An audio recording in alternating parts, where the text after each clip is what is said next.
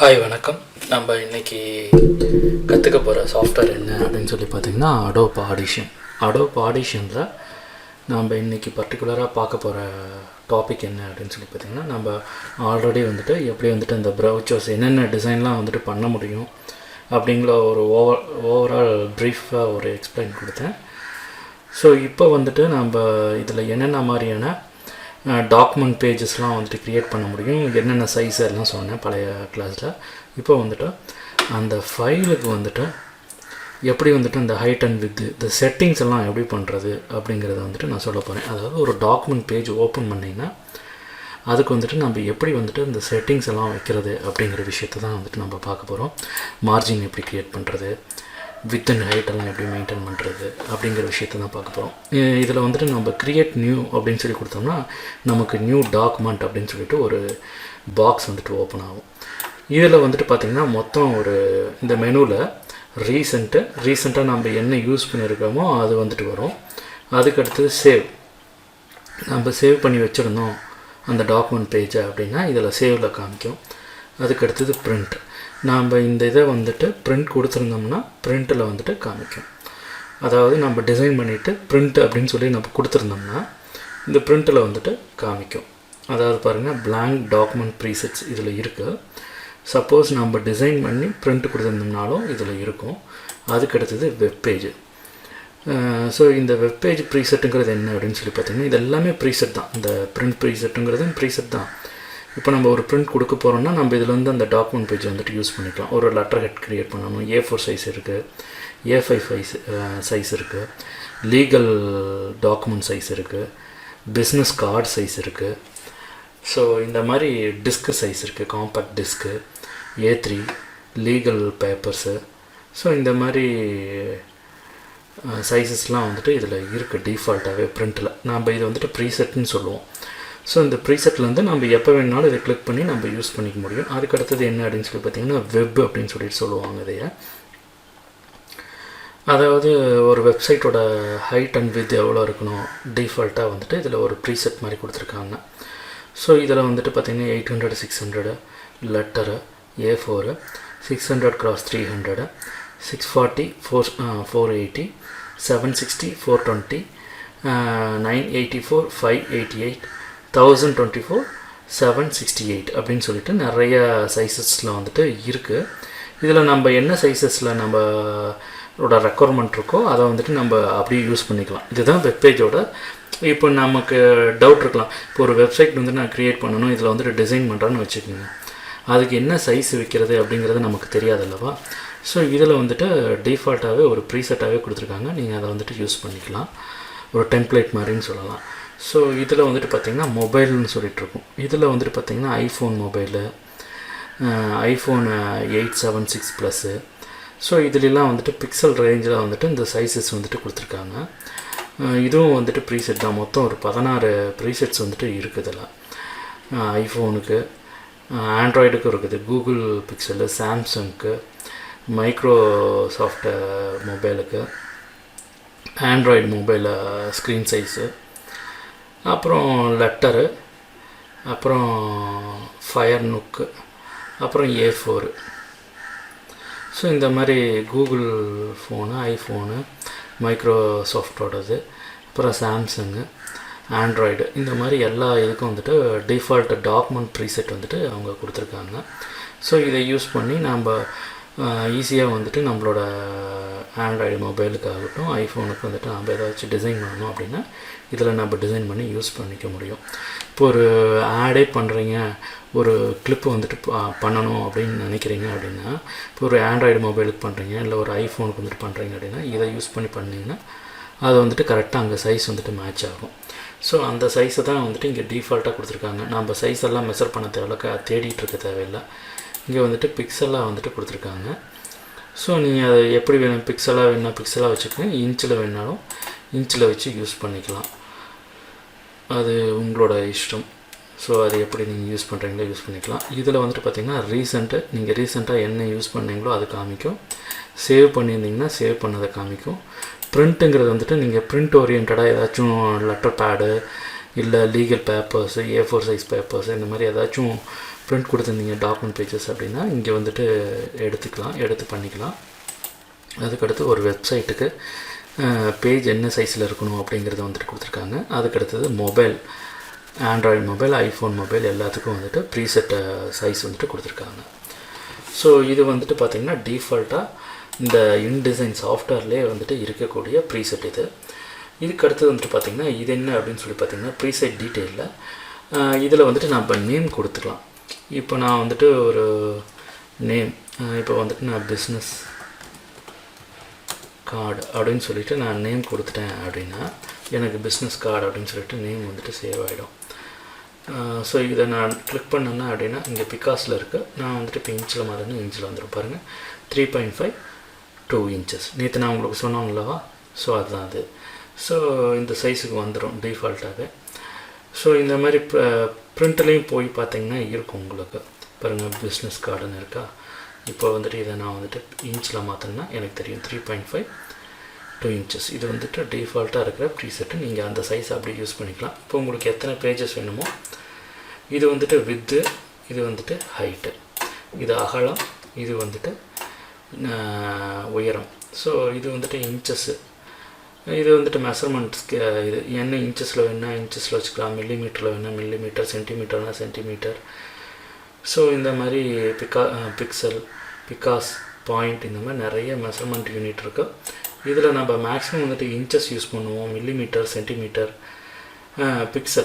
பிக்சலுங்கிறது வந்துட்டு மோஸ்ட்லி இந்த ஃபோட்டோஷாப் இதில் வந்துட்டு நம்ம யூஸ் பண்ணுவோம். இப்போ வேணுனாலும் பிக்சல் வேணுனாலும் வச்சுக்கலாம். ஸோ இந்த மாதிரி ப்ரிண்ட்டுக்கு வந்துட்டு மேக்ஸிமம் இன்ச்சஸில் வைப்பாங்க, சென்டிமீட்டரில் வைப்பாங்க, மில்லிமீட்டரில் வைப்பாங்க. ஸோ அப்படி வச்சோம்னா நமக்கு ஈஸியாக இருக்கும் நம்மளோட இந்தியன் இதில். ஸோ இங்கே வந்துட்டு வித் அண்ட் ஹைட்டு வச்சுக்கோங்க. இதில் வந்துட்டு பார்த்திங்கன்னா போர்ட்ரைட், அப்புறம் வந்துட்டு பார்த்திங்கன்னா லேண்ட்ஸ்கேப் அப்படின்னு சொல்லிட்டு 2 டாக்குமெண்ட் சைஸ் வந்துட்டு இருக்கும். இது வந்துட்டு ஓரியன்டேஷன் அப்படின்னு சொல்லுவாங்க.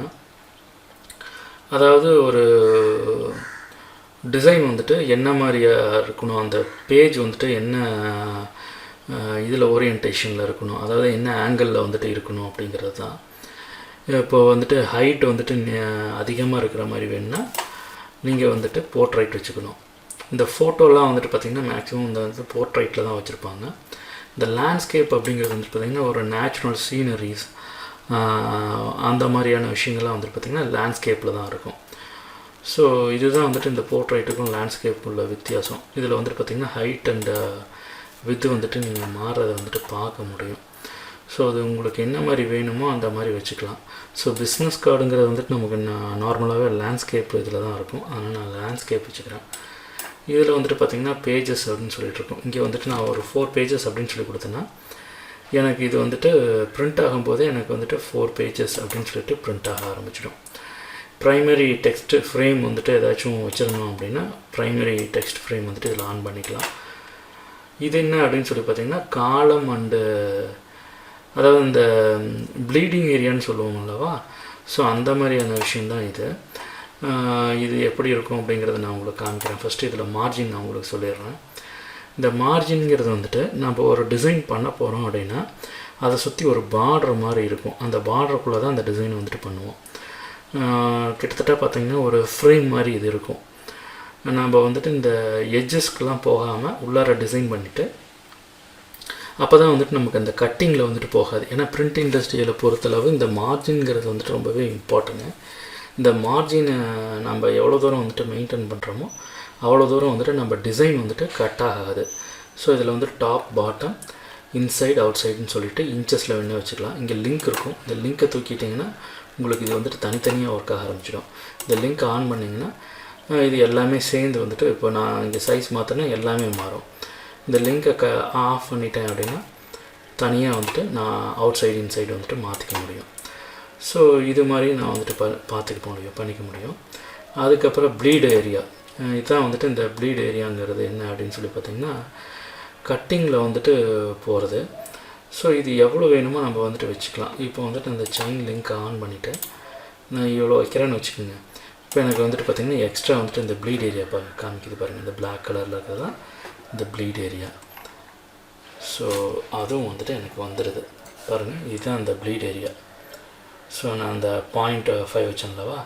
ஸோ இது வந்துட்டு எனக்கு கட்டிங்கில் வந்துட்டு போயிடும். இது வந்துட்டு ஃப்ரேமு, மார்ஜின் வந்துட்டு நமக்கு கூடவே இருக்குது. ஸோ அதனால் நம்ம என்ன பண்ணலாம் அப்படின்னா, இந்த மார்ஜினை வேணால் வந்துட்டு நம்ம போய்ட்டு மாற்ற முடிஞ்சதுன்னா மாற்றிக்கலாம். மார்ஜின் வந்துட்டு நாம் மாற்ற முடிஞ்சது அப்படின்னா மாற்றிக்கலாம்.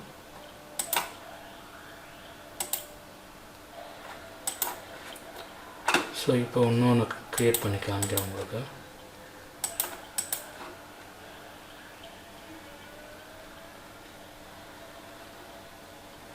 ஸோ இதில் வந்துட்டு பார்த்திங்கன்னா இந்த மார்ஜின் அப்படிங்கிறத வந்துட்டு நம்மளால் மாற்றிக்க முடியும். எவ்வளோ வேணுமோ அந்த வச்சுக்கிட்டு மார்ஜினை வந்துட்டு நம்ம மாற்றிக்கலாம். ஃபார் எக்ஸாம்பிள் சொல்லணும் அப்படின்னா, இங்கே 0.5ன்னு இருக்குல்லவா, இதுவே அதிகம் அப்படின்னு சொல்லியிருக்கு. ஸோ இதை வந்துட்டு நான் 0.1 வச்சுக்கிறேன்னு வச்சுக்கோங்க.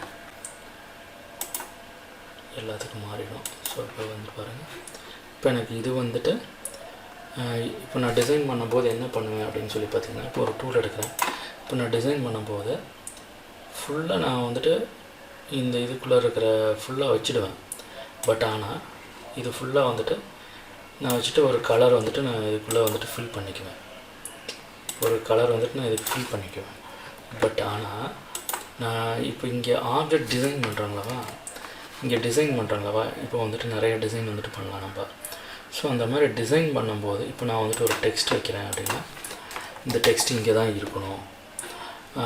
இப்போ வந்துட்டு இந்த டெக்ஸ்ட் பாருங்கள், இங்கே போச்சுன்னா இந்த டெக்ஸ்ட் வந்துட்டு கரெக்ட் கிடையாது. இது வந்துட்டு மார்ஜினுக்குள்ளே இருக்கணும் இந்த டெக்ஸ்ட்டு. ஸோ இதெல்லாம் தான் வந்துட்டு இந்த மார்ஜினோட யூஸு.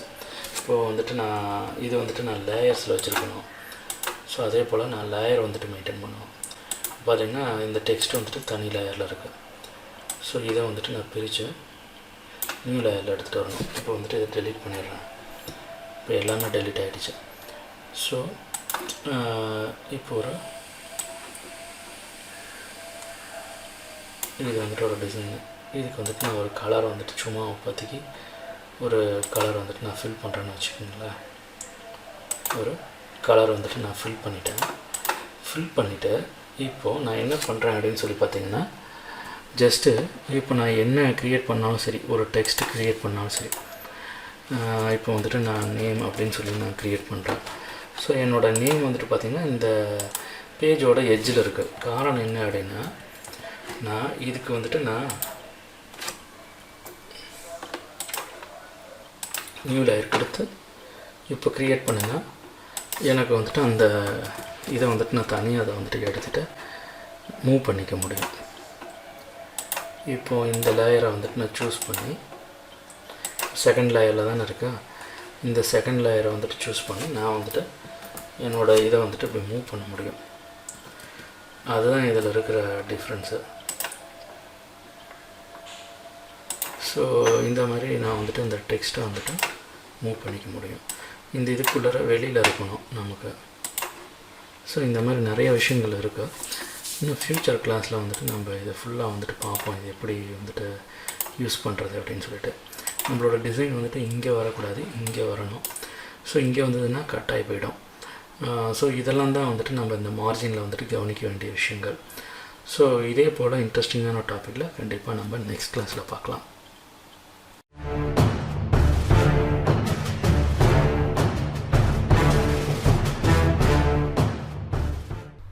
இந்த வீடியோ டியூட்டோரியல் உங்களுக்கு பிடிச்சிருந்ததுன்னா லைக் பண்ணிக்கோங்க. எக்ஸ்பர்டைசர் அகாடமிக் சேனலை சப்ஸ்கிரைப் பண்ணாதவங்க சப்ஸ்கிரைப் பண்ணிக்கோங்க. கூடவே பெல் ஐக்கானையும் கிளிக் பண்ணிக்கோங்க. தேங்க்யூ. பாய் பாய்.